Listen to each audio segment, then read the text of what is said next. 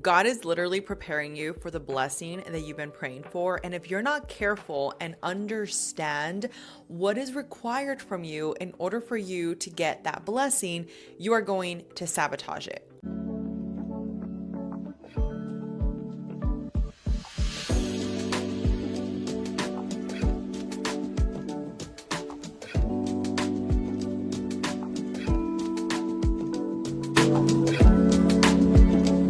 In today's conversation, I'm going to give you 3 practical ways that you can understand what's going on when it comes to feeling that anxiety that builds up right before you do something that you've never done before. Is that actually God telling you not to do it? Is that just your own psyche? And then I'm going to give you 3 practical things that have helped me in situations like this. And I have a story to also share because I believe that we learn the best when we are telling each other stories. And if you're new to the channel, my name is Alexa. I have a real estate business that I've been able to scale to over 7 figures. And back in 2023, I started my podcast, Walking Manifestator. And it's been geared just around giving you value nuggets that have continued to help me from the place that I came from, living with my grandparents in a storage room, really going through hard times, to being in a situation where I feel very blessed. I feel very taken care of.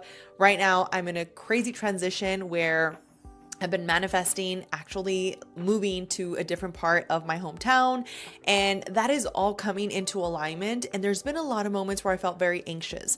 There's been a lot of moments where I started doubting myself and wondering, like, is this something I should do? Is it actually not something I should do? Should I just pull back? And I want to give you these frameworks because sometimes we aren't ready to receive the blessing and we end up sabotaging it. We end up completely fumbling the ball. And once you can catch it, once you can understand what's actually going on, it's going to make it easier for you to not put yourself in that situation, especially for my entrepreneurs, especially for my moms, and just overall, when you're going through a transition of change, things can feel very daunting, especially when you have people that are relying on you. So this is a framework that is really going to help you in putting everything together. Now, let's get into the first point that you need to understand before anything. Let me set the foundation here. You need to understand that the only reason you're feeling anxious, at least 99.9% of the time, is because this is something new that you're doing. And I want to share something that has really resonated with me. I want you to go back and think at the times where you would do things that maybe you now know weren't in your best interest. I'll be the first one. So when I was younger, I grew up with the wrong crowd. And these people were doing things like drinking, smoking, ditching, and I started doing all of those things. I wanted to people please. I wanted to fit in. I thought that I needed to do those things in order for me to be accepted, because if not, I felt like I was going to be the one looked at as weird. And also just because at that time I wanted to do it. Like, let's not throw stones at anybody else. Like, let's also take accountability. And at that time, because I was so lost, I felt the need to do those things. Why is this important? Because at that time, I never once had a feeling or a thought that said I shouldn't be doing this. Like, never. When I would ditch school, I never had that thought. When I was, hanging out with the crowd that was smoking and drinking and doing the same thing, I never had those thoughts, like, ever. I never had a little voice tell me, you shouldn't be doing this. But you know what's crazy? Is that once I started really working on my relationship with God, my relationship with the divine, my relationship with myself, that was when I felt like I was plugged in, and I started having this consciousness that made me second guess myself, made me question if what I was actually doing was in my best interest or in my family's best interest, especially after I had my son. So I need you to realize that you are sometimes going to feel anxiety over something that simply requires for you to understand that it's unfamiliar, and it doesn't always mean that it's bad. I have a lot of clients that when they're purchasing their first home, they get very anxious. They get very worried about the fact that they have never done this before, right? And I tell them, it's normal. You've never purchased a home before. It is totally okay. Now, I try to give them a different perspective by telling them, let me ask you, have you, for the past X amount of years that you've been paying your rent, always paid your rent on time? And they're like, yeah, I've always paid my rent on time, Alexa. I'm like super punctual and I, am very responsible. And I'm like, okay, then what you've already done when it comes to that home that has been your home for the past couple of years, you're going to do now. And the only difference is that you're going to do it for yourself. It's going to become an investment in yourself that you're going to be able to hold on to. And in a couple of years, whether you decide you want to move, you're going to be able to sell it. And if you purchase in the right area, guess what? You're going to walk away with a paycheck. So I want you to understand, and this is why in my notes, I even wrote it down. The unfamiliar doesn't always necessarily mean that it's wrong. Now, the second thing is, when we aren't in a position where we're ready to receive more, what we end up doing is that we sabotage it. And I had this one client that I was helping, and it was so funny because I don't want to say the word funny, but it was interesting to observe it. She had gone through 5 other agents. I can't remember the exact number. I think it was like 5, but it was a crazy number. I remember when I heard that on the call, I was like, that's a red flag. It can't be that all 5 agents were wrong for her. There has to be more here. Well, as we talked, she blamed every single agent. She said, well, this one, she wasn't available for me as much as I wanted to. This one, she was making me feel like I was, they were rushing me. And everything that she shared, I could understand, right? Because I was like, okay, I don't like to feel rushed. I want to make sure that whenever I need help from somebody that I've hired, whether it's my financial advisor, whether it's my CPA, whether it's my attorney, that I can have access to them. But I'm also reasonable because I know that they have other clients and I'm not the only one. So I was like, okay, I just need to frame everything correctly. Well, to make the long story short, I framed everything to her and I said, hey, look, this is how I operate. I have a team. So I do have other agents that are going to have your back. And it's not just going to be me to help you, but that's actually a good thing because if you want to get into a property and another agent that's a solo agent isn't available, you're pretty much out of luck and you have to wait until they're available, which is a disservice to you. So I did the framing beautifully and she completely loved me. We were looking at houses and everything was going great. Out of nowhere, okay? Again, this is where the sabotage comes into play. And I want you to see in this story where maybe you're doing the same thing, whether it's a relationship, whether it's a new job, whether it's a business, whatever it is, but it's applicable. So at one point, we had found the perfect house because she wanted, for the price point that she had, it was already very limited. And then she also wanted all the bells and whistles, which makes it even more limited. But I was doing my very best to find that for her. So at one point, we found the perfect house and she sent me a message. And in that message, it said something along the lines of hey, look, I'm really interested in this property. And I knew based on what she had previously told me that she wasn't going to like that area. She told me, I don't want to be in these specific areas.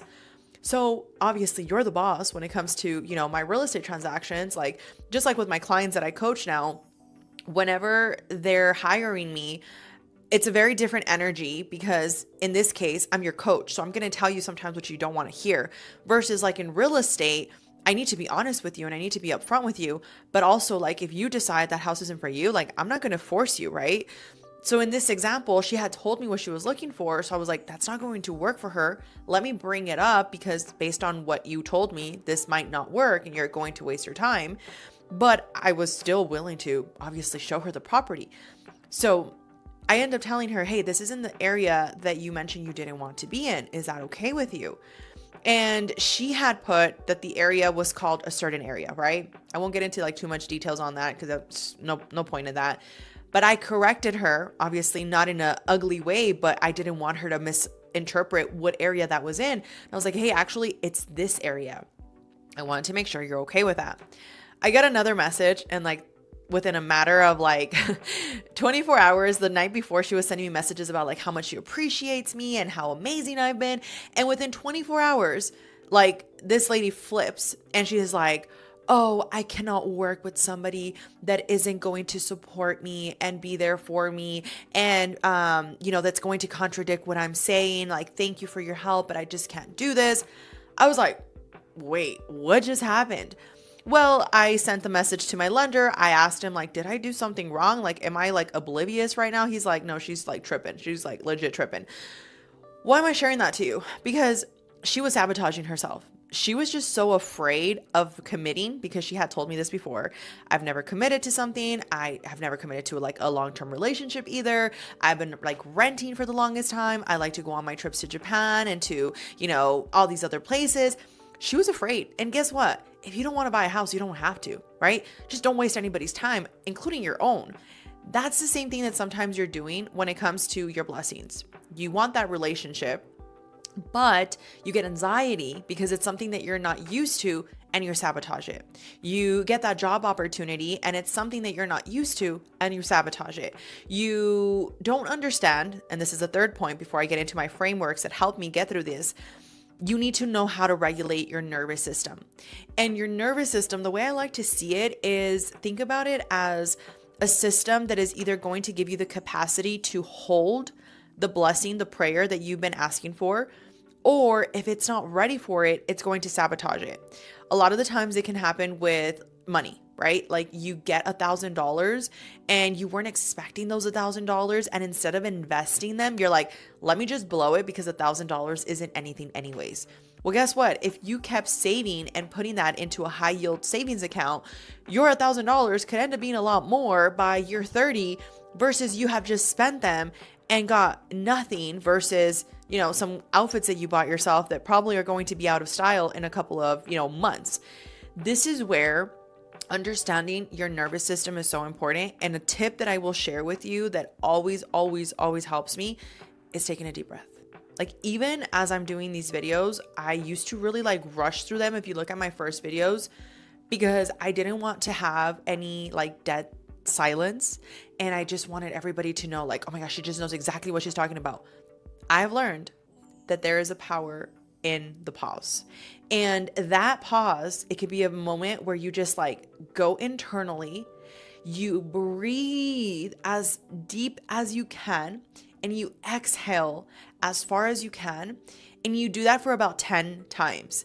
That right there is going to signal to your nervous system that you're safe, that you're okay. Because what ends up happening when you start getting into this high state of mind, you go into the amygdala of your brain, and the amygdala is basically the response, which is like survival of the fittest, right? Like you need to run.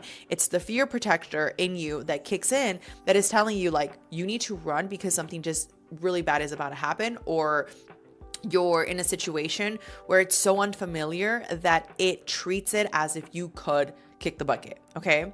So those are the three frameworks that you just really want to understand before we get into how to change this. Now, the first thing that I do is I start understanding that I need to just normalize it. You see, when I first started driving, I didn't know what to expect, right? It was something that was very scary. If I'm honest with you, like I started driving way before I even went to the DMV, like to get my little CEs or whatever they are, the little license that you need to take. No, the courses actually, right? There's some courses that you need to take before you actually go get your license. I was driving with my grandpa. Like I remember my grandma was super strict, but my grandpa, he was like little OG, and he would like basically be like, don't worry about it. Like your grandma's not going to find out. You can drive. And I was like, okay. I was like maybe 14, maybe even younger. And I think that at that time though, it was nerve-wracking because I didn't know what to expect. My nerves were getting the best of me, but because I had somebody that was just like so delusionally confident in me not crashing the car, I did the thing. And I want you to understand that that's exactly what's happening with you.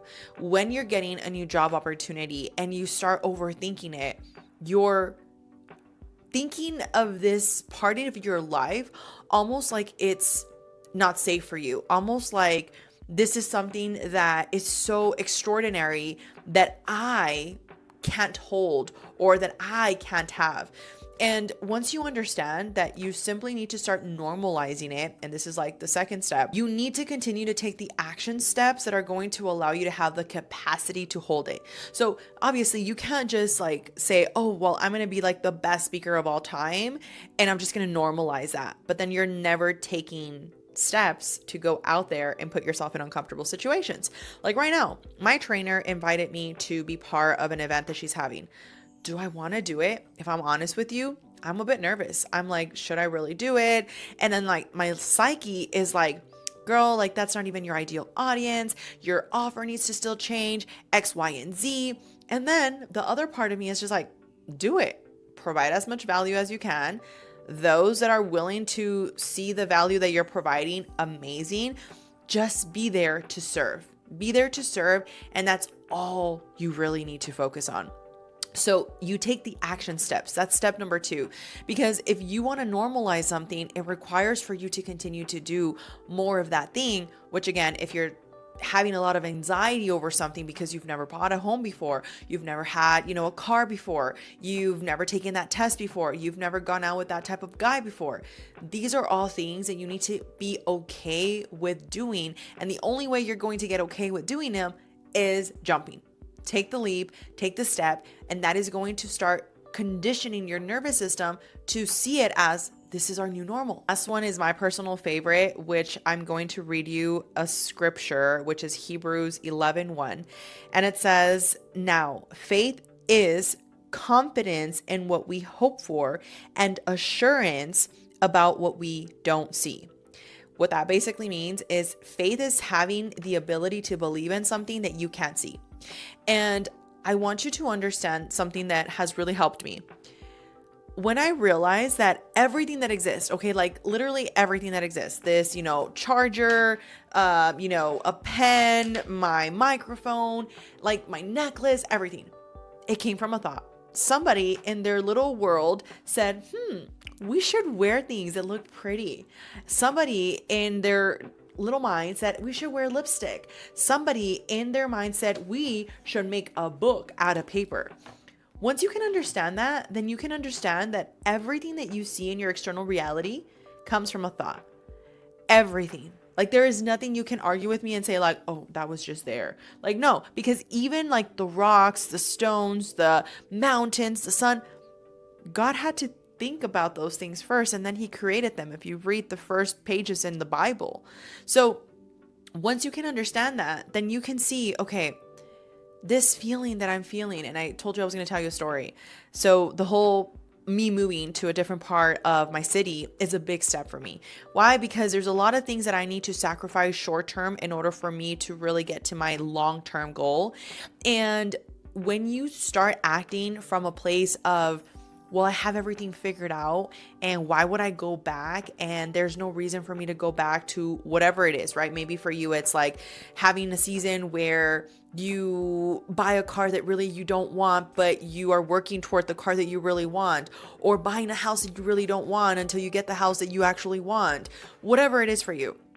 In that process, from somebody looking at your life, from the outside looking to your life, they might think she's going backwards. But in reality, you know really what you're doing, and this is where faith comes into play. So for me, there's certain things right now that I have to do that if anybody would see just from the external would think she's going backwards. However, I have faith that God has placed this in my heart for me to make this transition happen for the bigger plans that I have, which I'll be sharing as they continue to happen. But this is really where once you can understand that God is never going to give you more than you can handle. And I've said this a lot in a lot of my TikTok videos. Like, God will not give you more blessings than you can handle, and God will not give you more adversity than you can handle. So that means that blessing you're calling in, that blessing that you're praying for, if you don't have the faith to understand that some doors need to close in order for the door that you need to walk through to open, then you're going to perceive that door that closed as if you should just give up. You're going to perceive that door that closed as if you're not worthy enough. And then, as we've talked about before, when it comes to your energy, then you start emitting energy of lack, energy of fear, energy of insecurity. I had this one friend, and I know that this is what happened with her because she had told me previously that she was deleting a lot of people from her accounts that were living lives that she didn't necessarily have. Like, she was looking at people that had, everything that she wanted, and she was feeling very jealous and envious of that. And she was like, you know what? I'm just deleting people because it's making me feel lesser about myself. So I don't want to see those people. I'm just going to delete those people. And when I told her, I was like, well, like you can see them as like a testament of what you can do, what you can build. At one point, I got cut off by her. And of course it hurt. Of course it hurt because, I cared about her as a person. But then I realized something, and this is where everybody has a different journey. Everybody has a different starting point. And if there's anything I can leave you with right now, I don't want to leave you with feelings of lack. I want you to understand that anything that anybody else is creating, it started with a thought, and therefore, my friend, you can also create it. You just have to take the action steps. You have to regulate your nervous system, and you have to expand your capacity to receive that blessing. Because if you don't expand yourself, how can you receive it? If I put you at the gym and I give you 100 pounds on the hip thrust and you've never done it before, you're going to hurt yourself. But if we start with, 10s on each side, we work our way up to 20s, 30s, 40s, at one point you'll be able to hold the 100s without compromising your form, without hurting your back. So I want you to see how God is preparing you right now. He's trying to protect your back. He's trying to protect your form. And if you can just understand that, then you can stop being envious and jealous of other people that have the thing that you can also have. So with that, I hope this video was helpful. I do have free resources linked down below. If you haven't joined our school community, it is still something that you can join. Eventually, we're going to be turning this into a paid subscription. So for now, all the people that are joining, they will be grandfathered in. But if you haven't heard this before, just remember that you can absolutely manifest anything you want, and you are loved and you are worthy. I'll talk to you on the next one.